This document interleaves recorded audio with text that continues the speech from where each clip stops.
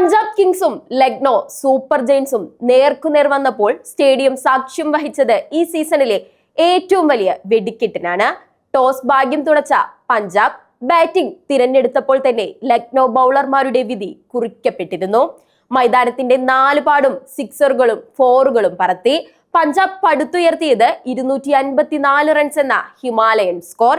വെറും 37 പന്തിൽ 93 റൺസ് വാരിക്കൂട്ടിയ പ്രിയൻഷ് അയാരിയും 46 പന്തിൽ 87 റൺസ് നേടിയ കൂപ്പർ കൊണോളിയും ലക്നോ ബൗളിംഗ് നിരയെ അക്ഷരാർത്ഥത്തിൽ നിഷ്പ്രഭമാക്കി.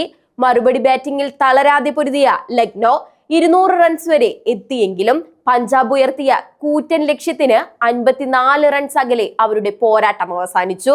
ഈ വിജയം പഞ്ചാബ് കിങ്സിന്റെ ആധിപത്യം ഊട്ടിയുറപ്പിക്കുന്നു.